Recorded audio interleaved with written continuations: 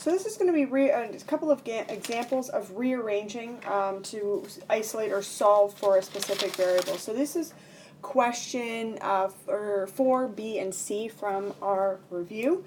And so the first one for B is given the formula A is equal to CB over KB plus C, and we need to solve for C. So I'm going to use that, so we're solving for B, because I might forget. And so what we're going to do here is we're going to use that DAF approach, okay? So you got to get rid of that denominator, okay? So you multiply both sides by that KB plus C, okay? So we have A, KB plus C is now equal to CB. Now I'm going to break open that bracket because we are solving for B. So we are going to end up with AKB plus AC is equal to CB.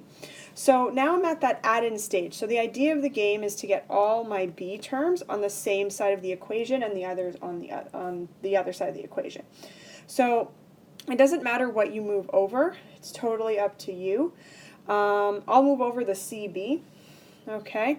So we have A KB minus CB is equal to negative AC. Okay.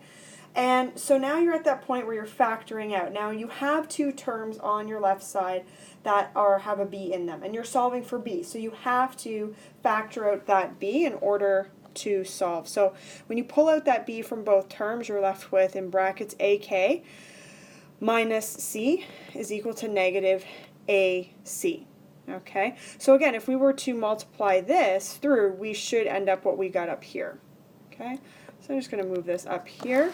So now I'm ready to fully isolate for B, so I'm going to divide both sides by that AK minus C. So B is going to be equal to negative AC over AK minus C. Now, because we have the negative here, we could also multiply our numerator and denominator by -1. Okay, so the other answer that we could have is B is equal to a positive AC with a C minus AK. Okay, or negative AK plus C. I wouldn't be particular, but either answer would be correct. For question C, we're solving for M, where we have A over V is equal to M over capital M plus little m, and we are solving for M because I'm totally going to forget about that.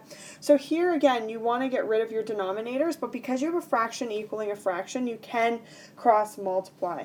So that's what I'm going to do. I'm going to multiply the A by the M plus the big M plus the little m, okay, is equal to MV. Okay, now I am going to break open that bracket because we are solving for the little m, okay, little m. So I'm going to have A big M plus A little m is equal to MV. And again, I'm going to, you got to combine your terms that have the little m's to them. This time I'll bring over the AM. It really doesn't matter which side you bring over. The only reason why I'm bringing it over on this side is because I'd have to then switch over the A and the big M, and I'm just lazy and don't want to do that. So A big M is equal to MV minus AM. Okay? And again, we're at that we've done the add-in stage now, so we're going to factor out that variable that we're solving for, which is that little m. So we have AM is equal to M, and then in brackets V minus A. Okay? I'm going to factor out again that V minus A from both sides, so they cross out, and you're left with your little m all by itself. So M is equal to A multiplied by capital M over V minus A, and that would be your final answer.